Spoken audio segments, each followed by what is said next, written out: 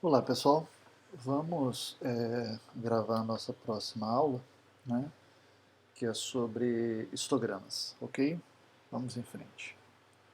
Bom, então, né, o histograma de uma imagem é simplesmente um conjunto de números indicando a quantidade de pixels naquela imagem que possui um determinado nível de cinza. Basicamente é isso, tá? Esses valores são normalmente representados por um gráfico de barras, que fornece para cada nível de cinza um número ou percentual de pixels correspondente na imagem. Ok? Através do histograma de uma imagem, obtemos uma indicação de sua qualidade quanto ao nível de contraste e quanto ao seu brilho médio, se a imagem é predominantemente clara ou escura, por exemplo. Tá? Então vejamos. Cada elemento de um histograma ele é calculado usando essa expressão aqui. Né? Como a gente falou, o histograma ele é uma probabilidade, na verdade. É a probabilidade da ocorrência de um determinado nível de cinza na imagem. Então aqui, em NK, é o número de pixels que a imagem tem com um tom de cinza K. Tá? Então K vai variar de 0 a 255, certo? E N é o número total de pixels da imagem. Então você divide o número de pixels no tom de cinza K pelo número total de pixels da imagem, e isso é o que vai no histograma na posição RK. Tá? Então, é o que está dizendo aqui. Ó. K varia de 0 até L menos 1, onde L é o número de níveis de cinza da imagem. Normalmente a gente vai estar trabalhando com 256, então vai de 0 a 255, certo? N, como eu disse, é o número total de pixels da imagem. PR de K é a probabilidade do késimo nível de cinza. E NK é o número de pixels cujo nível de cinza corresponde a K. Ok? Então, aqui a gente tem um exemplo. Tá? Os dados da tabela 1 correspondem a uma imagem de 128 por 128 pixels, com 8 níveis de cinza. Então, os níveis de cinza eles estão entre 0 e 1. Tá? Eles estão quantizados entre 0 e 1. Então você tem o nível 0, o nível 1 sétimo, o nível 2 sétimos, até o nível 1. Tá? E aí ele vai dizer para a gente que no nível 0, por exemplo, eu tenho 1120 pixels. No nível 1 sétimo eu tenho 3214 e assim por diante. Tá? E aí quando eu divido pelo total do número de pixels, que é 128 ao quadrado, né, já que ela é de 128 por 128, eu vou ter o que vai no histograma em cada ponto. E aqui está a representação do histograma. Então esse aqui é esse cara aqui, ó, né? Então a gente vê que o mais alto aqui, ó, é o que corresponde aqui a essa linha aqui, ó, certo? E assim por diante, tá? Então o número de pixels correspondente a um certo tom de cinza está indicado na segunda coluna, aqui, né? E as respectivas probabilidades PR de RK aparecem na terceira coluna, aqui, certo? Bom, e aqui a gente tem o histograma de algumas imagens. Então veja essa imagem aqui, ó, ela é uma imagem bem escura, né? Então a gente vê que o histograma dela, ele tem a maior parte dos pixels nos níveis baixos de tom de cinza, que aqui é como se fosse o 0 e aqui é como se fosse o 255. É como não? É, né? Já nessa imagem aqui, ó, é uma imagem muito clara. Essa é excessivamente escura, essa é excessivamente clara. Então a gente já vê que nessa a concentração está nos tons de cinza mais elevados. Aí é que a gente tem uma que é uma imagem de pouco contraste. Então a maior parte dos tons de cinza está na parte central. Né? Aqui a gente já tem uma imagem que tem um contraste melhor e a gente vê que ela é melhor distribuída, mas tem uma concentração grande nessa faixa de pixels aqui do centro. Né? E aqui a gente vê o que seria a imagem correta, digamos assim, a imagem real.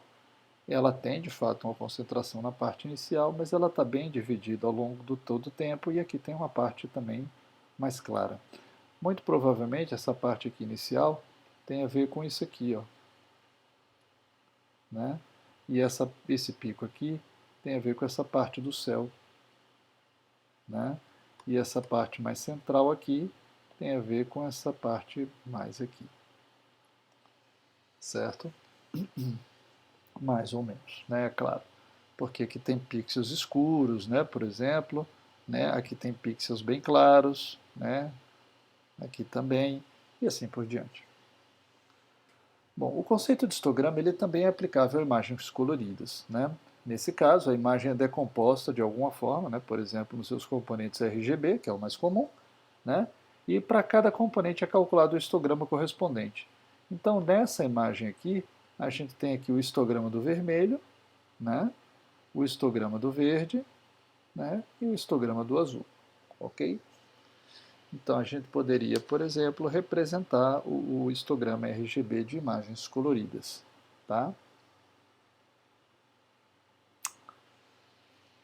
Para computar o histograma de uma imagem monocromática, né, inicializa-se com zero todos os elementos de um vetor L de um vetor de L elementos, tá? Onde L é o número de tons de cinza possível. Então, o que a gente vai fazer? Vai inicializar um vetor com 256 elementos, porque a gente está trabalhando sempre entre 0 e 255, tá? E vai zerar esse vetor todo. Em seguida, percorre-se a imagem pixel a pixel e incrementa-se a posição do vetor cujo índice corresponde ao tom de cinza do pixel visitado. É bom deixar claro que isso é o método força bruta de fazer, com dois fors alinhados e tal, e vai demorar pra caramba, como o Octave costuma demorar, né? Uma alternativa para isso é você fazer um único for, né?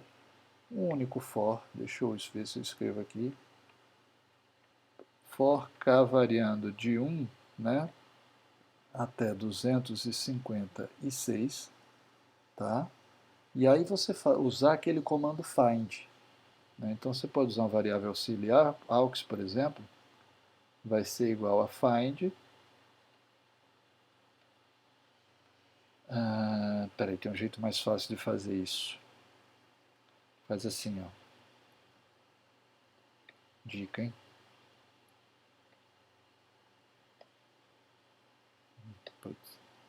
Então você pode fazer assim. Você pode fazer que vetor índice k recebe. Deixa eu ver se eu escrevo isso de forma legível.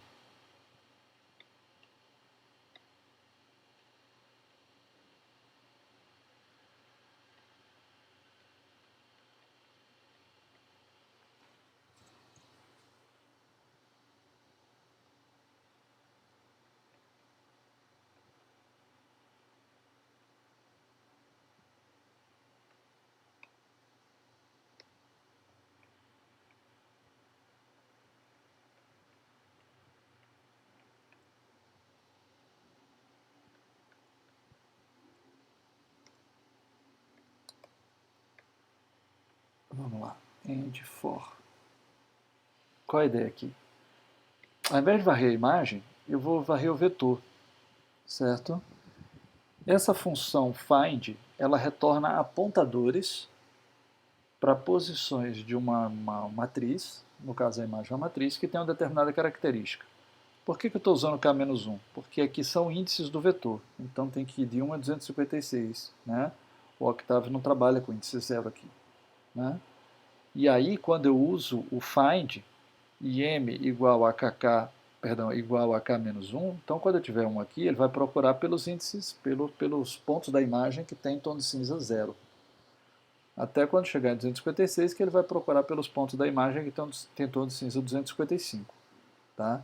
Então, o find ele vai retornar um vetor de apontadores para cada posição da imagem que tiver tom de cinza zero, depois para cada posição da imagem que tiver tom de cinza 1. Então, se a imagem tiver 10, for uma imagem, por exemplo, pequenininha, 10 por 10, 100 pixels, né? E ela tiver 15 pixels iguais a zero, quando eu rodar o find im igual a zero, ele vai retornar 15 apontadores, um para cada pixel igual a zero que a imagem tem. A função numel, ela me diz quantos elementos tem num determinado vetor ou matriz. Então, se ele me retornar 15 apontadores, o numel vai me dar 15. Então, significa que eu tenho 15 pixels no tom de cinza 0, que eu vou botar na posição 1 do meu vetor. Tem que se ligar nisso para não confundir, tá, pessoal? É muito comum confundir isso, né? Porque os elementos do vetor vai de 1 a 256, mas os tons de cinza da imagem vão de 0 a 255. Então a gente tem que ter cuidado só com esse ajuste, tá? Então fazendo desse jeito é bem mais rápido do que fazendo dois fors aninhados e olhando o tom de cinza de cada pixel e incrementando uma posição do vetor de acordo com o tom de cinza lido, tá bom? Bom, vamos em frente, né? Após toda a imagem ter sido percorrida, cada elemento do vetor conterá o número de pixels cujo tom de cinza equivale ao índice do elemento. Isso também seria o resultado obtido naquele trechinho de código que eu escrevi acima, né? Esses valores podem então ser normalizados, dividindo cada um deles pelo total de pixels da imagem. Isso pode ser feito no caso do MATLAB, né? Você faz vet igual a vet barra, vamos dizer assim, lim vezes col, né?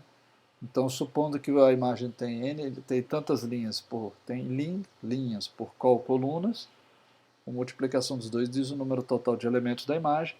Então aqui eu estou dividindo o vetor inteiro, cada elemento do vetor, pelo total de pixels da imagem. Aqui eu vou ter então o vetor normalizado agora. Tá? Bom, vamos em frente. Bom, agora vamos falar sobre transformações de intensidade. Tá? Nas técnicas de processamento orientadas à vizinhança, o valor resultante depende também, de alguma forma, dos pixels que circundam o elemento da imagem original. Por exemplo, isso foi o que a gente fez quando aplicou as máscaras de convolução para o cálculo dos algoritmos de detecção de borda na aula passada. Tá? Em contraste, as técnicas de modificação de histogramas são conhecidas como técnicas ponto a ponto, uma vez que o valor de um tom de cinza em um certo pixel após o processamento depende apenas do seu valor original. Então, quando eu estou fazendo transformações de intensidade baseado em histogramas, as operações elas se restringem. Eu estou operando um determinado pixel, eu só preciso do valor daquele pixel, a vizinhança não importa, certo? Diversas técnicas de modificação da distribuição dos pixels na escala de cinza podem ser implementadas a partir do conceito de transformação de intensidade apresentado formalmente a seguir. Tá? Bom, antes da gente seguir adiante, eu lembrei agora, vamos mostrar para vocês um processamento de uma imagem para a gente ver o histograma dela. Tá? Então vamos rodar aqui. Então deixa eu executar meu algoritmo.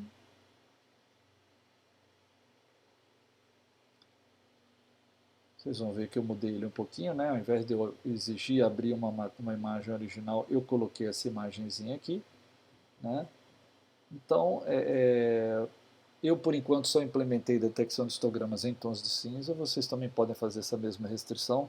Muito embora eu vou fazer uma modificação na minha para poder mostrar os histogramas coloridos, mas não agora, né? Depois, nesse momento aqui, vamos gerar o histograma aqui, ó.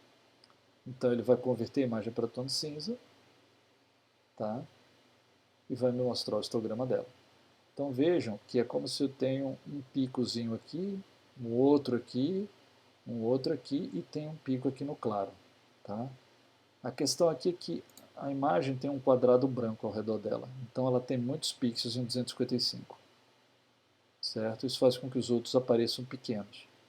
Né? Mas deixa eu pegar uma outra imagem que vai dar para a gente ver mais fácil. Vamos pegar essa aqui, ó. E vamos ver o histograma dela. Pronto. Então a gente vê que tem uma parte escura aqui, correspondendo à roupa do rapaz, provavelmente, né? E depois a gente tem essa parte aqui, ó, que deve corresponder ao restante da imagem primordialmente, né? Eu tenho uma versão dessa imagem com menos contraste. Vamos abrir ela aqui para a gente ver como fica diferente o histograma.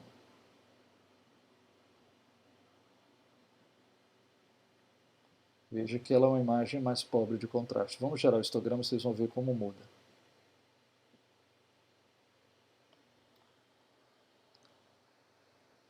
Então, o histograma dela é menorzinho, né?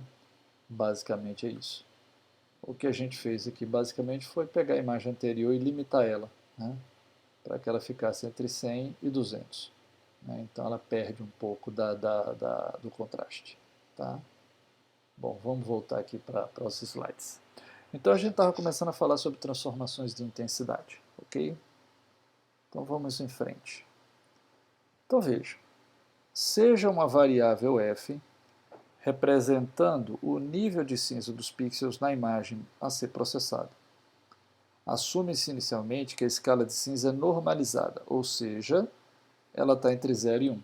Ao invés de ser entre 0 e 255, vai estar entre 0 e 1. Basicamente é o que eu obtenho se eu dividir todo mundo por 255. Né?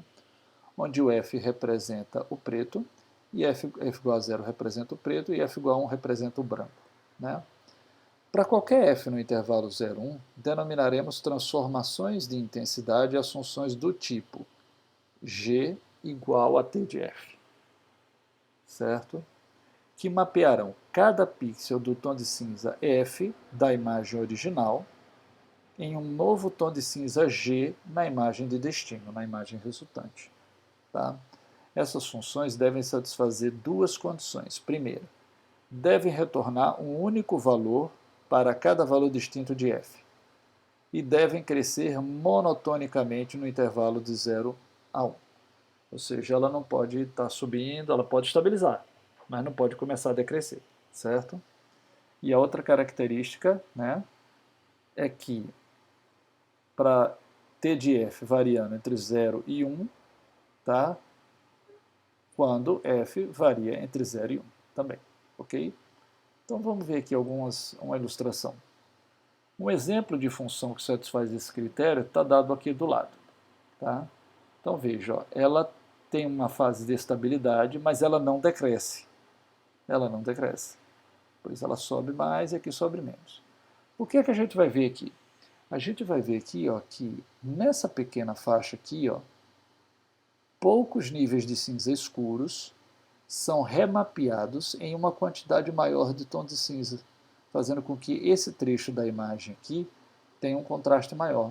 Ou seja, o que na imagem original tinha pouco contraste nas cores mais escuras, na imagem resultante vai ter um contraste maior. Aí depois a gente chega nessa fase aqui. Ó. Nessa fase aqui eu tenho uma grande faixa de tons de cinza da imagem original, que vai ser mapeado praticamente no mesmo tom de cinza na imagem resultante. Já aqui eu tenho o oposto. Eu tenho um pequeno trecho de tons de cinza da imagem original que vai ser mapeado numa ampla faixa na imagem resultante. E aqui, de novo, eu tenho que todos esses tons de cinza da imagem original vão ser mapeados para o mesmo tom de cinza na imagem resultante. Tá? Em aplicativos de processamento de fotos, né, é muito comum você ter a possibilidade de vir com o mouse aqui, clicar num ponto desse e arrastar essa curva para cá, e aí a curva adquire uma outra forma, entendeu? Aí você clica aqui, puxa para cá e a curva muda de novo e assim por diante. E você vai conseguindo fazer isso de forma dinâmica. O pessoal que trabalha com isso sabe como mexer nessa curva para produzir os resultados desejados.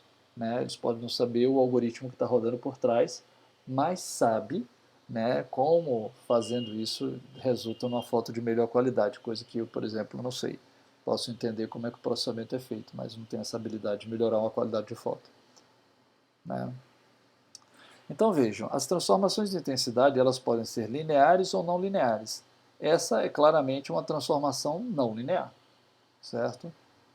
As transformações lineares podem ser genericamente descritas pela equação G é igual a C de F mais B, a equação da reta, né? Onde os parâmetros C controla o contraste, é a inclinação da reta, né? E o B, né, ajusta o seu brilho. Então, se eu boto um B positivo, eu clareio a imagem toda. Se eu boto um B negativo, eu escureço a imagem toda. Se eu boto um C grande, eu aumento o contraste da imagem resultante em relação à imagem original. Se eu boto um C menor do que 1, eu diminuo o contraste da imagem resultante em relação à imagem original. A figura a seguir apresenta diversos exemplos de transformações lineares e seus respectivos valores de C e B. Então vejam, aqui a gente tem ó, C igual a 1 e B igual a 32. Ele não aumenta o contraste e clareia a imagem como um todo. Veja que depois de um ponto ela satura, né? Aqui agora eu tenho C igual a 2 e B igual a 32. Ele clareia a imagem como um todo e aumenta o contraste. Então ela rapidamente satura. Né? Ó, já a partir daqui já está saturado na saída. Né? Agora aqui a gente tem C igual a 1 e B igual a menos 32. Então esse aqui escurece a imagem, tá? Mas não muda o contraste. E aqui eu tenho que escurece a imagem e aumenta o contraste. Tá? As transformações não lineares podem ser descritas por equações como essa aqui, por exemplo. Ó, 331,875 vezes o log na base 2 de f mais 1, e me dá uma coisa desse tipo. O que isso mostra para mim? Que para valores escuros da imagem, eu aumento muito o contraste na imagem resultante.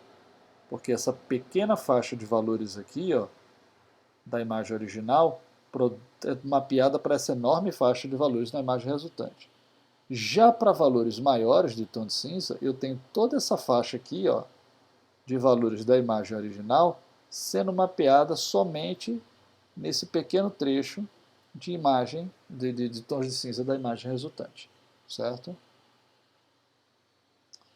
O conceito de transformação de intensidade linear pode ser utilizado para implementar uma função que automaticamente expande a escala de tons de cinza de uma imagem para que ela ocupe todo o intervalo possível.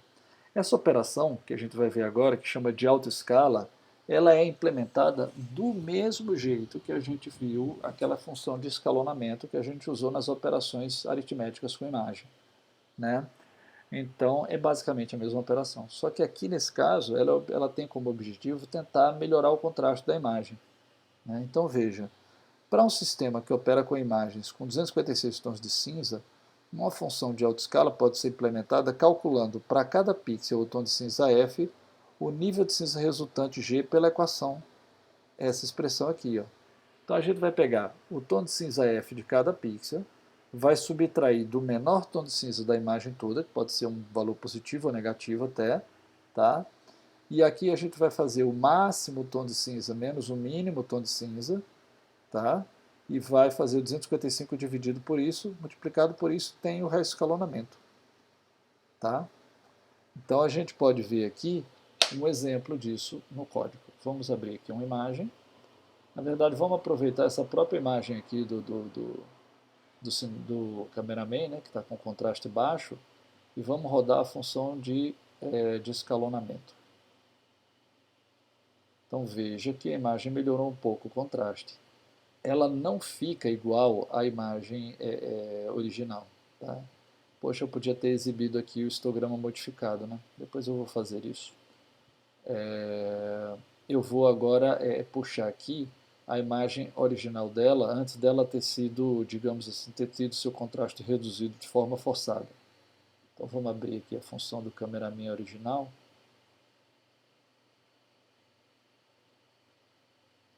Veja, não é a mesma coisa, mas certamente essa função tem um contraste um pouco melhor do que a função anterior, certo? Bom, vamos em frente.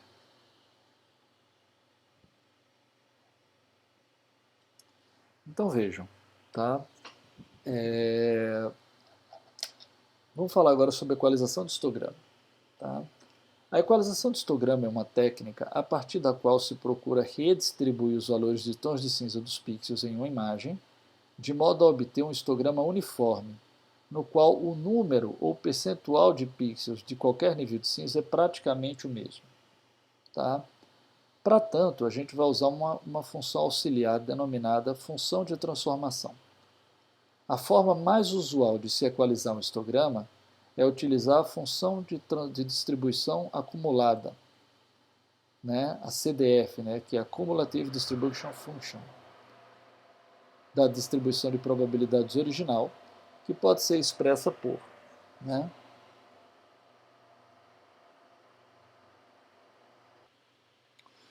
certo, então vejamos. Né, a forma mais.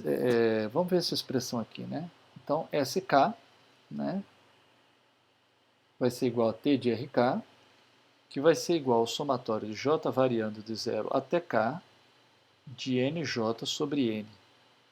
Ou seja, isso aqui, basicamente, né? Perdão, isso aqui é a forma de cálculo do histograma, né?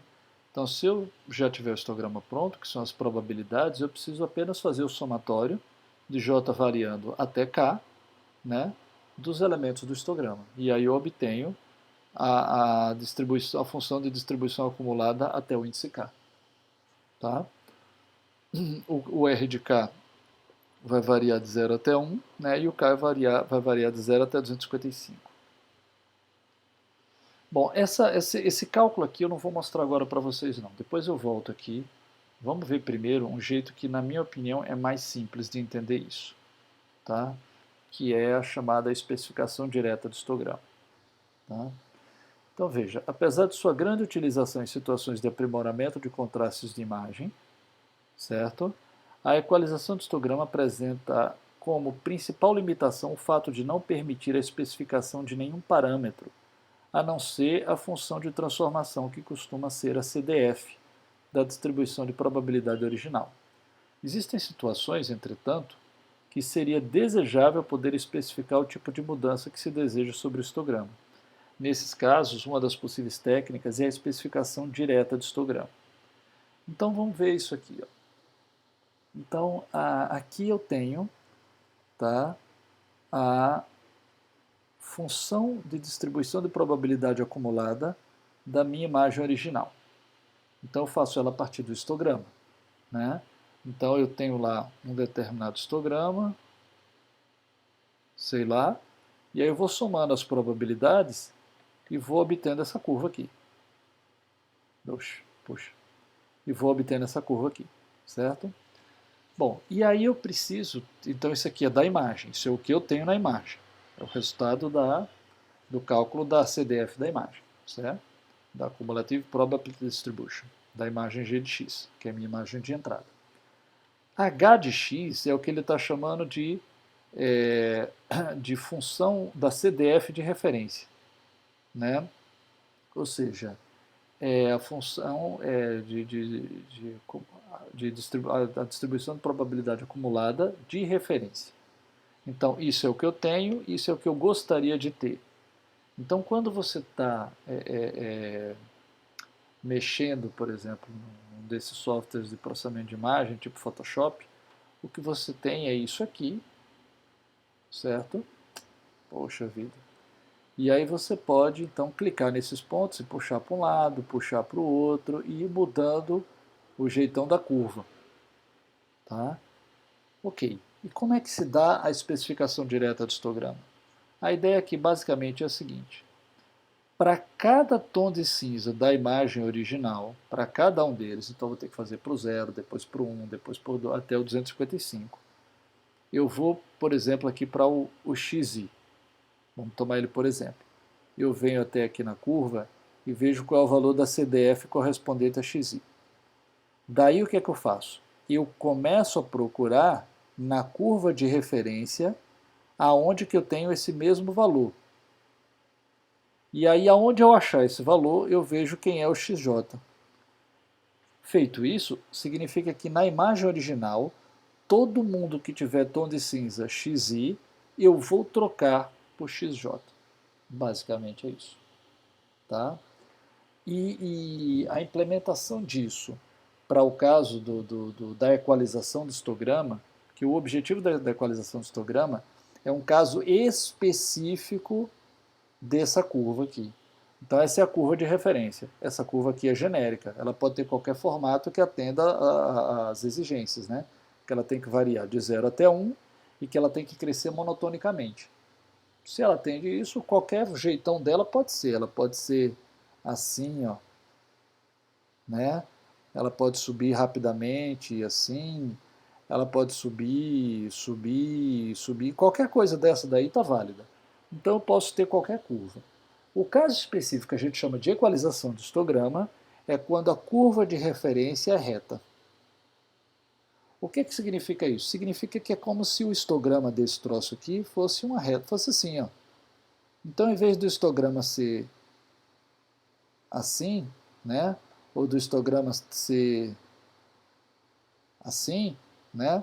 O histograma, desculpe, o histograma é praticamente uniforme. Aí ele resulta nessa curva aqui.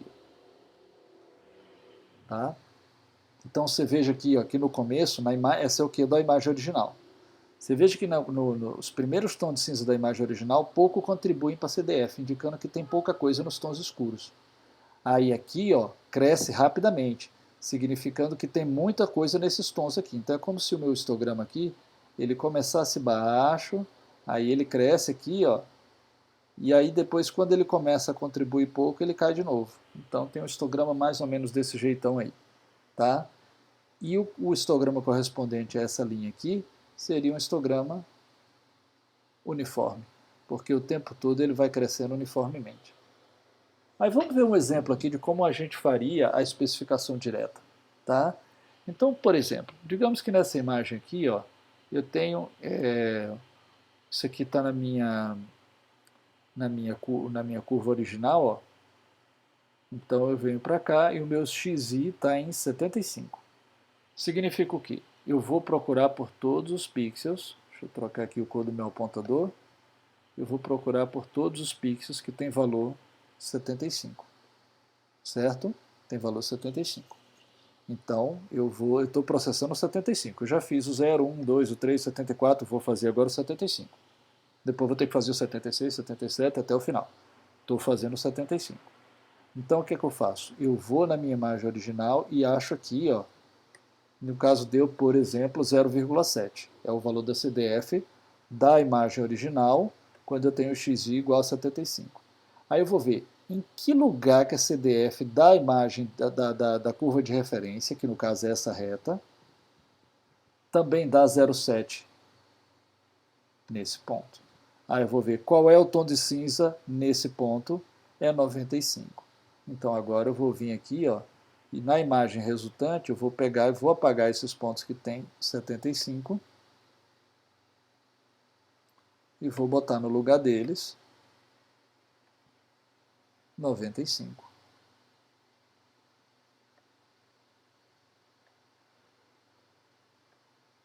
Pronto. Então agora eu já processei essa parte da imagem, certo? Então a ideia é mais ou menos essa. Tá? Isso vale para quando a curva de referência é essa reta, ou para qualquer curva de referência, por exemplo, que poderia ser essa. Tá? Essa forma de pensar é muito mais simples, que é uma forma gráfica, ela é muito mais simples de implementar, de calcular, de tudo. Tá? Aqui o que a gente tem aqui para trás que eu pulei é uma forma mais burocrática de fazer isso. Eu vou ilustrar para vocês, mas sinceramente, se vocês não entenderem, mas entenderam do outro jeito, ignorem esse jeito e fiquem com o outro, porque dá para implementar de boa daquele jeito. Agora, se aquele jeito talvez não ficou muito claro para vocês, talvez nesse jeito agora possa ajudar alguém a entender melhor. Então imagine outra vez aquela tela original, né, aquela matriz original que a gente tinha tabela de valores. Tá? Então a gente tinha para o tom de cinza 0, 1120, dava 0068 e assim por diante. Tá? Então ele vai, primeira coisa, ele vai calcular a CDF. Então a CDF do S0, na posição 0, é só esse valor aqui. Então dá o próprio 0068. O S1 vai ser a probabilidade do 0 mais a probabilidade do 1. Então vai ser esse mais esse. Aí dá 0,264. Depois a do 3 vai ser o somatório desses aqui. Depois a do 4 vai ser o somatório dos 4 primeiros. E assim por diante até a última, que é o somatório de todo mundo, que obviamente vai dar 1. Então isso está feito aqui, ó, o 2, o 3, o 4, o 5, o 6 e o 7, que vai dar igual a 1. Tá? Aí ele agora, e esse é o histograma da minha imagem original, que corresponde a isso aqui. Tá? Aí ele agora vai dizer o seguinte: como a imagem foi quantizada em 8 níveis de cinza, cada valor SJ deve ser arredondado para o valor válido múltiplo de 1/7 mais próximo. Então, ele pegou a imagem e ele está fazendo agora um outro histograma, que seria... ele vai tentar obter um histograma que é 1/7, 1/7, 1/7, 1/7. Né? Um histograma assim, reto. Tá? E para isso ele vai fazer esse processo. Então ele vai olhar aqui, ó, primeiro, esse 0068. 0068 é mais próximo de quanto? Ele é mais próximo de 0, de 1 sétimo, de 2 sétimos, de 3 sétimos, de quem ele é mais próximo? Aí ele vai verificar que esse 0068 é mais próximo de 0. Ok. Aí ele agora vai para o S1. O S1 deu 0,264. Aí ele vai ver, é mais próximo de 0, de 1 sobre 7, de 2 sobre 7, de 3 sobre 7, de quem ele é mais próximo? Ah, de 2 sobre 7, então ele escolhe aqui. E assim ele vai fazer para todo mundo. Ele vai ver que o S2, que é 0,567, é mais próximo de 4 sétimos. O 0,769 é mais próximo de 5 sétimos. O 0,891, que é o do 4, é mais próximo de 6 sétimos. Esse e esse são mais próximos de 1, então todos são para 1. Tá? Então aí o que vai acontecer? Ele vai pegar esse cara aqui e vai mapear no 0, porque ficou mais próximo do 0, né? O 0,196 ficou mais próximo do 2 sétimo, então ele vem para cá. O 0,296 ficou mais próximo do 4 sétimos, então ele vem para cá. O 0, esse aqui, né? Na verdade não é o 02, não é o 0296, né? É o, qual era ele? Era o S3, 012, é o S2. Então o S2 aqui, ó, ele foi para o 4 sétimos, o S3 foi para o 5 sétimos. Então ele está mostrando isso aqui, ó. O S2 foi para o 4 sétimos, o S3 foi para o 5 sétimos, né? O S4 foi para os 6 sétimos, depois o S5, o S6 e o S7, todos eles foram mapeados para 1. Então o que é que acontece? Aqui significa que esses pixels que estavam no 0, aqui continuaram no 0. Esses pixels que estavam no 1, no nível 1, aqui não ficou ninguém, ó, ninguém foi mapeado para 1. Esses aqui foram mapeados por 2. Então eles vieram aqui para o 2. Tá? Aí, ó, no 3 sétimos não ficou ninguém. Porque depois de serem mapeados para o 2, o seguinte, ele foi mapeado para o 4 sétimos. Ninguém foi para o 3 sétimos. Então, esses caras aqui, ó, vieram agora para cá. Né? E assim por diante. Até que chega nesse último aqui, ó, e esses três aqui, ou seja, esse somatório de pixels aqui foi todo mundo mapeado para cá. Ó. Esse somatório de probabilidades foi todo mundo mapeado para cá. Então eu saio desse histograma original, que tinha essa CDF, e passo para esse novo histograma aqui, que é um pouco mais uniforme do que o histograma original. Tá? Acreditem ou não, isso é a mesma coisa do que eu expliquei para vocês aqui. Então, se aquilo ficou confuso, faça por aqui, não tem problema nenhum. Vamos ilustrar para vocês essa operação de equalização de histograma aqui no software. Tá? Então, essa operação eu fiz aqui de um jeito que eu consegui fazer mais rapidinho, pensando naquele método gráfico, que é melhor.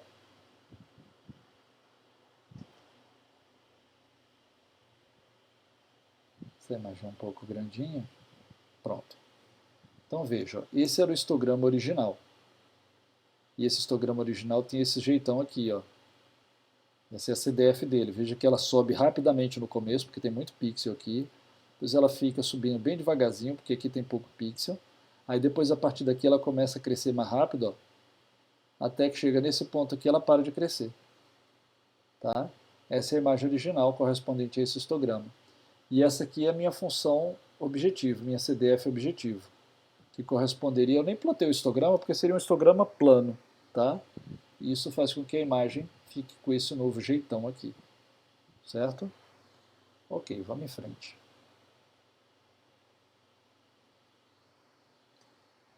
Bom, na sequência agora, pessoal, a gente vai falar sobre linearização. Eu tinha falado para vocês que eu ia explicar, né, mais adiante, no caso é hoje, alguns métodos automáticos de linearização.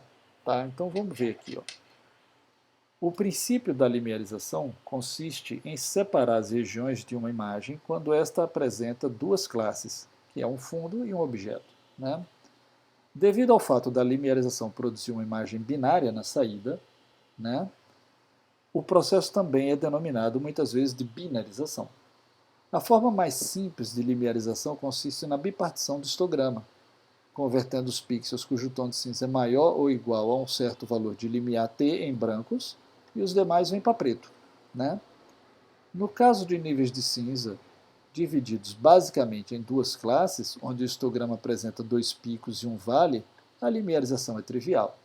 Então, por exemplo, quando eu tenho uma situação dessa, onde isso aqui basicamente é o fundo e isso aqui é o objeto de interesse, a escolha do limiar aqui no meio é trivial. E aí é tranquilo. Aí eu pego essa galera toda aqui e jogo para preto, e pego esse pessoal todo aqui e jogo para branco, e está feita a limiarização. Só que nem sempre é assim, né? Então aqui a gente tem uma situação, por exemplo, que é bem difícil. Veja, olha o histograma. Onde é que eu boto o limiar? Aí ele mostra como é que fica se ele botar mais ou menos no meio. A limiarização dá nisso. Aqui ele mostra o que acontece se ele botar o limiar mais baixo. Aí ela já vai mais para branco. Aí aqui ele ilustra a situação que ele bota o limiar mais alto. Então, mais coisas é jogada para preto e menos coisas jogada para branco. Ela fica mais escura. Então, qual é o ponto? Ótimo, né? Então, vejam. Matematicamente, a operação de limiarização pode ser descrita como uma técnica de processamento de imagens, na qual uma imagem de entrada f de xy de n níveis de cinza produz à saída uma imagem g de xy, chamada de imagem limiarizada, cujo número de níveis de cinza é menor que n. Normalmente, g de xy apresenta 2 níveis de cinza. Tá? E aí, nesse caso, é a limiarização tradicional que a gente está normalmente falando, que é o caso binário, a binarização. Né? Então, g de xy igual a 1, se f de xy for maior do que o limiar t, e g de xy igual a 0, se f de xy for menor que t. Onde os pixels rotulados com 1 correspondem aos objetos, e os pixels etiquetados com 0 correspondem ao fundo, ao background. Né? E t é um valor de tom de cinza pré-definido ao qual denominamos limiar. Então aqui a gente tem um exemplo de uma limiarização que não é binária. Então eu tenho um limiar baixo e um limiar mais alto. Então quem está acima desse ponto vai para branco, quem está abaixo desse ponto vai para preto, e quem está nessa faixa aqui vai para um tom de cinza intermediário. Então veja, ó, aqui a parte da galera que foi para o branco, que corresponde a essas partes aqui, né? Aí esse pessoal aqui foi para o preto, tá? E por outro lado, esse pessoal aqui que está todo nesse nível intermediário foi para esse mesmo tom de cinza intermediário daqui dessa parte do meio. Tá? A limiarização ela pode ser vista como uma operação que envolve um teste, tá? com relação a uma função t do seguinte tipo. Então tem uma função t que depende de x, y, p de xy e f de xy. Vamos ver o que essas coisas significam. F de xy é o tom de cinza original do ponto xy. Então, a limiarização pode depender desse tom de cinza, que é o mais básico. Né? E P de xy indica alguma propriedade local desse ponto, por exemplo, a média dos seus vizinhos. Tá? Quando t depende apenas de f de xy, o limiar é global. Então, os métodos que a gente vai estudar aqui, que a gente vai focar, são de limiares globais, e a gente não vai precisar disso, nem disso. Vai só usar isso, certo? Quando t depende de f de xy e de p de xy, o limiar é local. Então, ele não depende, ele varia de acordo com a posição da imagem. Então, aqui ele deu um exemplo, p de xy pode ser, né, alguma propriedade local do ponto, da vizinhança do ponto, por exemplo, a média dos seus vizinhos. Quer ver uma outra coisa que P de xy pode ser? A variância. Então você pode querer limiarizar para um determinado tom de cinza pixels que estão numa região de grande variância, que seria uma área tipo, com muita coisa, muitos tons de cinza diferentes. Já regiões uniformes, tipo uma parede branca, você limiariza para um tom de cinza diferente porque a variância é baixa, por exemplo. Tá? Se além disso t depende das coordenadas espaciais xy, ou seja, se você considera uma imagem desse tamanho aqui e essa região tem um limiar diferente dessa, somente pelo fato de que as coordenadas de linha e coluna são diferentes, tá? então a gente tem o que chama de limiar dinâmico ou adaptativo. Tá? Aqui a gente vai focar apenas no caso de limiares globais. Mas isso, quando você expande para esses dois pontos aqui, se torna uma operação muito mais poderosa. Tá? Mas a gente não vai ter tempo de entrar nisso aqui agora. Pode ser um bom trabalho final para alguém que tenha interesse em trabalhar com limiarizações que entrem mais coisas além do limiar global. Trabalhar com limiares locais ou mesmo com limiares dinâmicos, né? Com limiarização dinâmica, certo? Então, vamos falar sobre limiarização pelas propriedades estatísticas da imagem. Veja, pelo exposto até aqui, assumiu-se que a escolha do valor de limiar é arbitrária e subjetiva. Tá? Então, quando vocês fizeram uso de limiar nos tópicos que foram necessários até agora, vocês escolheram limiar no chute, ou usando um slider e tal. Né? Sabendo que o histograma é uma representação gráfica da distribuição de probabilidade de ocorrência dos níveis de cinza em uma imagem, é lícito imaginar a possibilidade do uso de técnicas do cálculo do valor ótimo de limiar com base nas propriedades estatísticas da imagem, ou seja, com base no seu histograma. Que o histograma mostra a probabilidade de ocorrência de cada tom de cinza numa imagem. Uma dessas técnicas, denominada limiarização ótima, parte de uma imagem da qual se conhecem as principais propriedades estatísticas, supondo que sua distribuição de probabilidade é normal ou gaussiana, a saber. Então, o grande problema desse método que a gente vai falar agora é que é como se a priori você já tivesse que saber como classificar cada pixel da imagem, se sendo do fundo ou do objeto de interesse. O que, obviamente, que é uma crítica à situação do tipo quem veio primeiro, o ovo ou a galinha. Né? Então, você quer justamente achar um limiar para poder fazer essa separação. Como é que você vai saber previamente? Mas supondo que você soubesse, né? Então ele chama de μ1 a média dos tons de cinza da região de interesse. Chama de μ2 a média dos tons de cinza da região do fundo, ou do background. Sigma 1 e sigma 2 são os desvios padrões, né, os desvios padrão de cada um dos casos, dos tons de cinza da região de interesse ou dos tons de cinza da região do fundo. E P1 e P2 são a probabilidade de ocorrência dos pixels pertencentes à região do objeto de interesse ou da região do fundo. Se você sabe isso, a priori, é possível demonstrar, isso está no livro do Gonzalez, né, que existe um valor ótimo de limiar que é dado por uma das raízes dessa equação aqui, AT ao quadrado mais BT mais C, onde quem é A? O coeficiente A é o desvio padrão da região 1, que é a região de interesse, menos ao quadrado, menos o desvio padrão da região 2, é a variância, na verdade, né? É a variância da região de interesse menos a variância do fundo, tá? O B é 2 vezes μ1 vezes a variância 2, menos μ2 vezes a variância 1, e C vai ser dado por essa pequena continha aqui. Tá? Não vai entrar no mérito de como isso se chegou a essa expressão, mesmo porque ela não tem muita utilidade prática, porque, como eu disse a vocês, seria necessário que soubéssemos a priori quem são os pixels do objeto de interesse e quem são os pixels do fundo. Tá? E como é que eu vou saber isso a priori? Eu teria que, olhando, eu marcar. Né? E não é isso que a gente quer encontrar um limiar que faça essa separação para a gente. Então não adianta eu me basear no método, que eu preciso saber previamente como é essa separação para encontrar o limiar para fazer a separação. Então, passando para o que efetivamente pode ser útil, vamos ver um outro método, tá? Não, ainda não. Ainda não terminamos de falar disso aqui. Ele ainda vai continuar, desculpe. Diz assim, ó.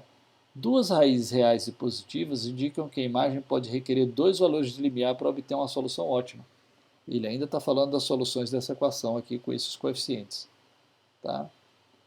Se as variâncias forem iguais, sigma ao quadrado igual a sigma 1 ao quadrado igual a sigma 2 ao quadrado, um único valor de t é necessário, e ele vai ser obtido por essa expressão aqui. Além disso, tá? Se as duas classes forem equiprováveis, né? Com t, aí a gente obtém o t como sendo a média das médias. Né? O limiar é obtido pela média das duas médias, de tom de cinza das duas regiões. o que está de acordo com o conceito intuitivo de que o valor ótimo de limiar quando as classes apresentam a mesma distribuição de probabilidade, ou seja, os lóbulos são exatamente iguais, é o ponto médio entre as duas classes. Tá? Ok. Agora sim, vamos para um método que efetivamente a gente consegue usar na prática. Esse aqui chama de linearização global e é uma das coisas que vocês devem implementar. Né? Então vocês vão ter que implementar, né, a geração de histograma, a autoescala, a equalização. Vamos ver esse método de linearização global e mais um método de linearização. Vamos falar desse aqui, linearização global. Como é que a gente aplica isso? Inicie com uma estimativa para o limiar global da imagem. Então você tem que começar. Uma alternativa, a intensidade de tom de cinza média da imagem é uma boa estimativa. Então é um cálculo rápido. Né? O Octave calcula rapidamente qual é a média do tom de cinza da imagem para você. E você usa ele como chute. Ah, não quero fazer isso. Use 127 ou 128, que é mais ou menos o valor central do limiar. Uma coisa ou outra serve para inicializar. Aí vem, segmente a imagem usando essa primeira estimativa de limiar global. Ou seja, considerando esse chute inicial de limiar que você começou, divida a imagem em dois grupos. O grupo 1, que são aqueles pixels que têm tom de cinza menor do que o limiar, tá, inicial, e o grupo 2, que são um grupo dos tons de cinza que tem valor maior do que o limiar original. Tá? Então está aqui, G1 e G2. Calcule a intensidade média M1 e M2 para o grupo 1 e para o grupo 2, respectivamente. E calcule um novo limiar T, sendo que esse novo limiar vai ser a média de tons de cinza do grupo G1 mais a média de tons de cinza do grupo G2 dividido por 2. Então, depois que você separa em dois grupos, você vai ter que novamente calcular a média do grupo 1, calcular a média do grupo 2 e vai tirar a média dos dois e atualizar o teu valor de limiar. E aí você vai repetir os passos 2 a 4, ou seja, você vai, com esse novo limiar, vai de novo dividir em dois grupos, usando esse novo limiar, vai de novo calcular as intensidades médias dos novos dois grupos e vai atualizar novamente o cálculo do limiar. Tá? E você vai ficar fazendo isso de forma iterativa, tá? Até que a diferença entre os t's obtidos em duas iterações sucessivas seja menor do que um dado ΔT que você determina. Um bom valor para ΔT para usar é 1. Por que é 1? Porque os tons de cinza variam de 1 em 1. Né? Então eu posso usar um limiar 127 ou um limiar 128. Não me faz muito sentido usar um limiar 127,6 ou 127,7, porque a divisão não vai fazer diferença nenhuma, porque os tons de cinza da imagem variam em números inteiros. Então, quando você tiver um ΔT, você considera o ΔT limite como 1. Quando a diferença entre um limiar e outro, nesse processo iterativo, for abaixo de 1, então pode parar. Já não vai fazer mais efeito você continuar. Vamos ver um exemplo da aplicação disso aqui no nosso software. Tá? Então eu vou mandar agora calcular o limiar global para essa imagem aqui do cinegrafista. Essa aqui. Ó. E ele vai limiarizar ela para mim. Pronto. Então ele escolheu automaticamente o limiar e limiarizou ela para mim. Certo? Vamos pegar uma outra imagem aqui que eu gosto dela para poder testar isso. Deixa eu achá-la aqui.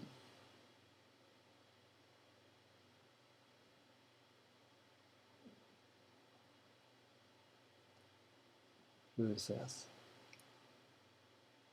Não era essa. Acho que é a outra.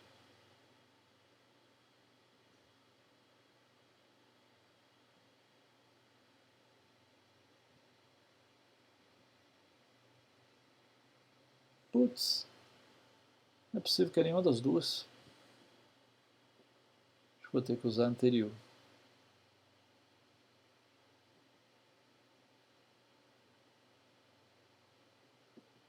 Vamos tentar com essa aqui. Vamos tentar calcular o limiar global.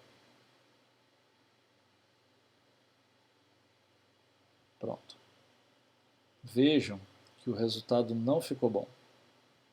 Né? Ele não conseguiu separar do jeito que eu queria. Ele achou um limiar de 176,84. Se eu mandar gerar o histograma dessa imagem,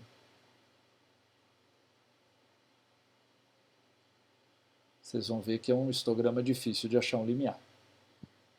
Certo? Então, vamos ver se tem algum outro método que possa dar um limiar melhor para a gente. Tá bom? Então, vamos seguir aqui. Então, vejam. Agora, a gente vai ver o que a gente chama do método de Odds. O método de Odds ele é ótimo sob um determinado critério que a gente já vai ver. Então, vejam. Considere os componentes do histograma de uma imagem dado por P de Q, N de Q sobre N, e Q varia de 0 até 255. Onde N é o número total de pixels da imagem, NQ é o número de pixels com intensidade Q, e L é a quantidade de níveis de intensidade possíveis, no caso 256, de 0 a 255.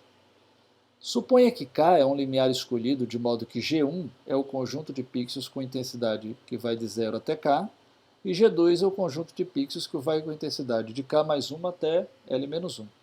Então, considerando mais uma vez o caso que vai de 0 a 255, vamos dizer que K é 100. Então, o grupo 1 vai de 0 a 100 e o grupo 2 vai de 101 a 255. Tá?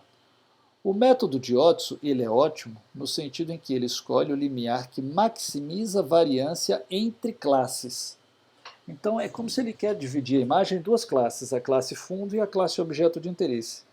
E o método de Odds ele vai atuar no sentido de que a variância, ou seja, a diferença entre uma classe e outra, é a máxima possível. Tá? Como é que ele vai fazer isso? Ele vai testar esse limiar em todos os Ks. Então, quais são os valores de limiar possíveis? 0, 1, 2, 3, 4, 5, até 255. É claro que 0 e 255 não fazem muito sentido. Né? É mais provável que ele esteja no centro, mas ele testa todos. E aí, para cada um desses Ks, ele vai verificar, ele vai dividir a imagem em dois grupos. Então, ele vai fazer, por exemplo, para K igual a 10. Ele vai dividir a imagem em dois grupos. Um grupo que vai de 0 a 10 e outro grupo que vai de 11 a 255. Então, todo mundo que tinha pixels com intensidade de 0 a 10 vai para o grupo 1.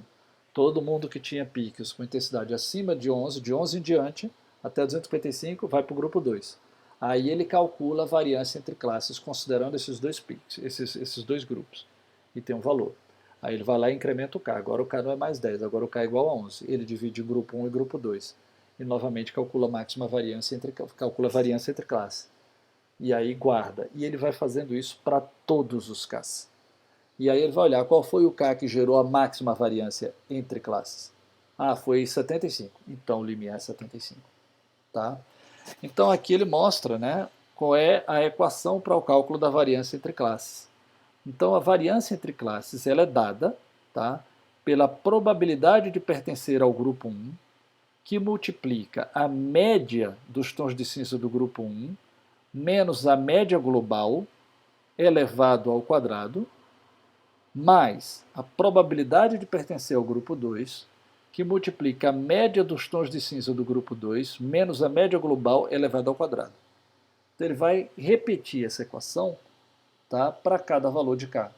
Para cada valor de K ele vai fazer a separação em dois grupos, vai calcular essa expressão. Então ele vai ter o grupo 1 e o grupo 2. Aí ele vai calcular qual é a probabilidade de pertencer ao grupo 1, tanto.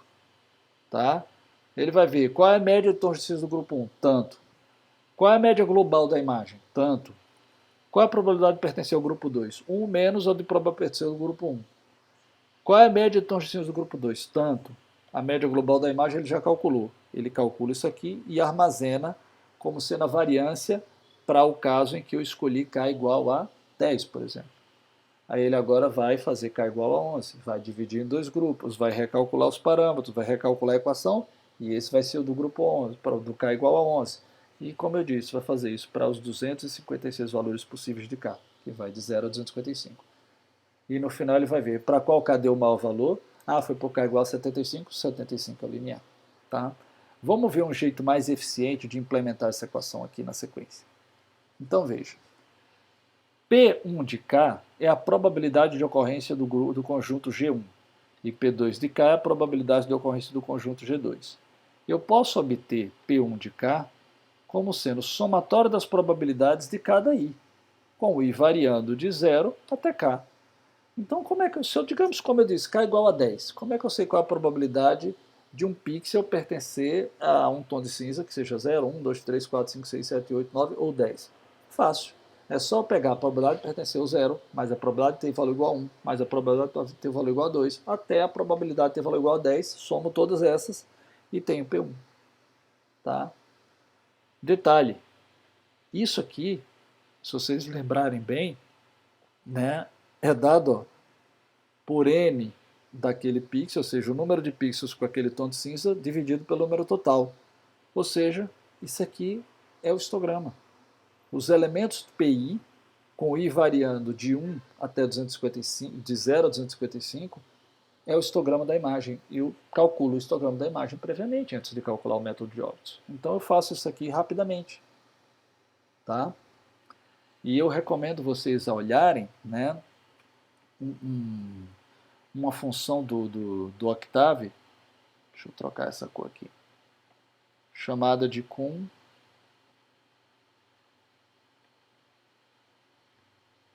sum, né?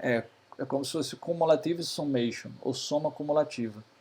Então você pede o consum de um determinado vetor e ele vai, digamos que você tem um vetor assim, ó, 1, 2, 3, 4. Você tem esse vetor. Aí você faz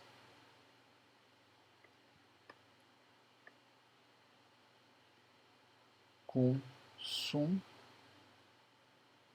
dizer que V é igual a isso. V. Isso aqui vai dar como resposta isso aqui, ó. 1, 3, 6, 10. Né? Ou seja, 1 porque é 1. 3 porque é 1 mais 2. 6 porque é 1 mais 2 mais 3. 10 porque é 1 mais 2 mais 3 mais 4. Então ele te dá esse cara aqui. Então se eu quiser saber isso aqui, é só eu pegar nesse vetor resultante a terceira posição e eu já tenho o somatório até a terceira posição. Eu não preciso ficar fazendo a soma toda hora. Então essa função aqui permite para vocês implementar isso bem mais rápido, tá? Para o cálculo do histograma. Bom, uma vez que eu tenho P1, eu quero saber P2, eu posso fazer o somatório de K mais 1 até L menos 1, mas é muito mais simples eu fazer 1 menos P1. Porque como eu só tenho duas classes, eu pertence a 1 ou pertence a 2, o somatório das duas tem que dar 1. Então, eu faço assim que é mais ligeiro. Tá? Os termos M1 de K e M2K são as intensidades médias dos pixels nos conjuntos G1 e G2, respectivamente. Eles podem ser calculados rapidamente, tá? Usando essa função aqui. Né? Esse caso aqui ele está mostrando para MG. Depois a gente vai especificar para M1 e para M2. MG vai ser o somatório de 0 até L menos 1, no caso de 0 a 255, de I vezes PI. Claro, veja, para eu obter a média, eu só preciso pegar o tom de cinza em questão e multiplicar pela probabilidade de ocorrência daquele tom de cinza e ir somando. Quando eu fizer isso para todos os tons de cinza da imagem, eu tenho a média. Certo? E aqui ele vai mostrar como é que eu obtenho o M1 e o M2. É fácil. Eu só tenho que fazer para um certo K, somar de 0 até K de IPI. Ah, e o que eu faço? E o M2? O M2 vai ser o somatório, né, de I igual a K mais 1 até L menos 1 de IPI. Pronto, esse é o M2. Né, um M2 de K. Certo? É só fazer isso aqui. Então não tem muito mistério também. Certo? Bom, aí agora que eu já calculei o MG, o M1, o M2, né? Já calculei o P1 e o P2, ele vai poder calcular a função não por essa expressão aqui, poderia ser, mas vai dar menos trabalho calcular diretamente por aqui, ó. Então ele vai fazer mgp1 menos mk ao quadrado, né, dividido por P1K e multiplica 1 menos P1K. Tá? Então, desse jeito, é muito mais eficiente o cálculo para a gente e faz o cálculo mais rápido. A ideia de maximizar a variância entre classes é de que quanto maior for essa variância, mais provável será que o limiar consiga segmentar a imagem de forma adequada. né? Além disso, vale notar que todos os parâmetros usados podem ser obtidos diretamente do histograma da imagem, o que facilita muito o cálculo. Uma vez que K é um inteiro na faixa de 0 até L-1, ou seja, de 0 a 255, encontrar o máximo da variância entre classes é simples. Basta calcular a variância entre classes para todos os valores de K, variando de 0 até 255, e verificar para qual valor de K a variância entre classes é máxima. Esse é o K que deve ser usado como limiar. Se existe mais de um valor de K que maximiza a variância entre classes, o limiar a ser adotado deve ser a média entre os tais valores de K. Tá? A razão entre a máxima variância entre classes e a variância total da imagem indica o grau de separabilidade entre classes, sendo dado por. Então eu posso calcular essa expressão n de k, ou seja, para cada k eu tenho uma separabilidade, que é a variância entre classes da imagem dividida pela variância total da imagem. Isso me diz qual o nível de separabilidade que aquele valor de k tem. Tá? Sendo que imagens com todos os pixels iguais resultam em uma razão nula, porque ela não é separável, né? E imagens binárias, que eu tenho pixels absolutamente 0 e 1, ou 0 e 255, a razão é igual a 1. Certo? E aqui tem um exemplo, né? Tem essa imagem aqui, ó. Então, ele tenta usar o método global e ele obtém esse tipo de separação aqui, ó. Vejo o histograma dela como é uma porcaria, para encontrar um limiar, e o método de Otto consegue uma separação bem melhor. O K, o limiar encontrado pelo método global, foi 170, e o K do método de Otto deu 181. Tá? O mais engraçado é que eu tentei pegar essa imagem e usar, né? E mesmo usando o algoritmo de Otto pronto, não o meu, ele não dá 181, ele dá 180. Né? Mas enfim. Mas eu não acho que eu não tenho essa imagem. Vamos testar com aquela que a gente estava vendo, que ela deu problema no método global, né? Ou seja, a utilização do método global nela não deu uma boa separação, não. Vamos tentar o de Otto aqui, vamos ver o que dá.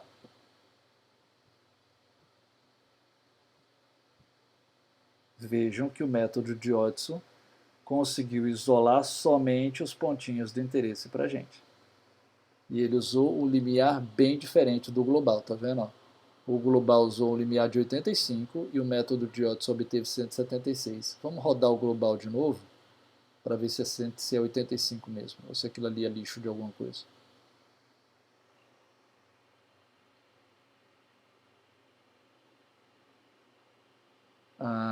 Não, tem alguma coisa errada aí. Não pode ser o mesmo limiar. Então vamos fechar a coisa aqui. Sair.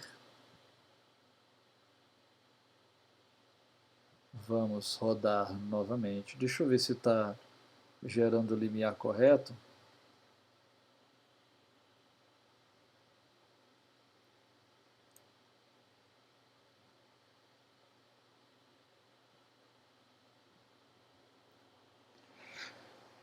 Cadê? Linearização global. Está exibindo o limiar aqui.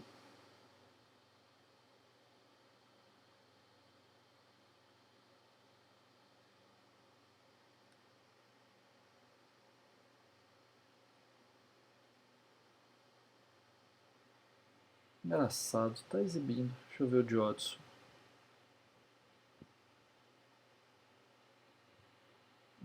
Aqui não, mas ele chama a função Watts. Deixa eu ver se lá na função Watts a gente exibe o limiar.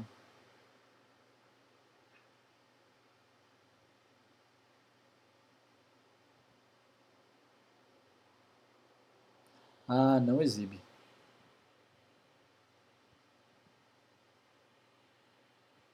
Então vamos exibir. Vamos rodar de novo.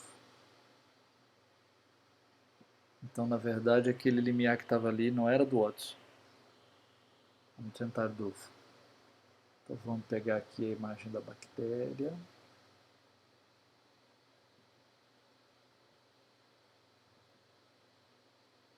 Não é essa. Ai, ai. Podia tentar depois com essa, né? Pronto.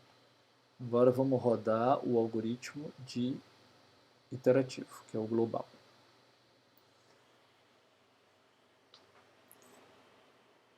Então ele deu 176,94 de IMA. Ok. Agora vamos rodar o de Odds, que ele não está mostrando. Agora está mostrando, porque agora eu mandei mostrar. Ele usou 102 de limiar. Veja que deu bem diferente. Né? Vamos pegar uma imagem diferente, talvez uma imagem mais fácil de linearizar. Tem essa aqui, que é uma imagem bem evidente. Vamos rodar o global. Deu 135. Agora vamos rodar o de Odson. Deu 135. Então vejam que quando é mais simples, né, a imagem é menos complexa de linearizar. Se a gente olhar aqui o histograma dessa, ó, ele é bem mais simples. Ó.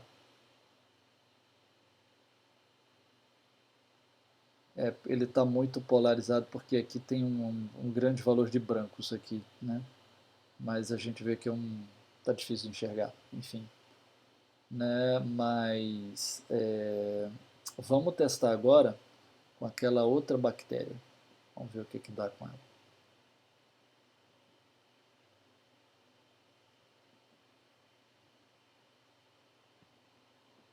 Vamos testar com o global.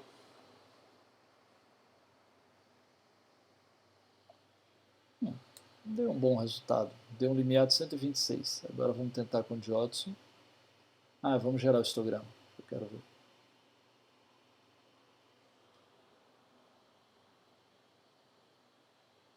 Veja, né? Então, ó, o 126 dá mais ou menos aqui no meio. Ó. Ela tem dois montes aqui, né? Então o de Odson deve dar um valor muito próximo desse daí. Vamos lá de novo. Odson agora. 126, mesmo limiar. Então, quando é assim, é mais fácil, tá? Agora, se a gente pegar aquela outra bactéria de novo,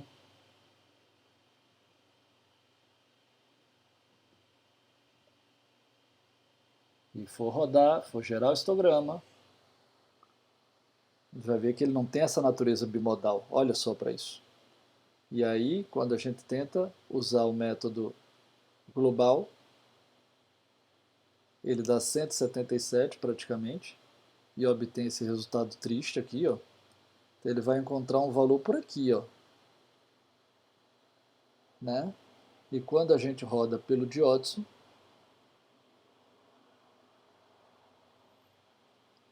ele vai encontrar um valor de 102, ou seja, ele vai pegar um valor aqui e vai conseguir uma separação bem mais eficiente.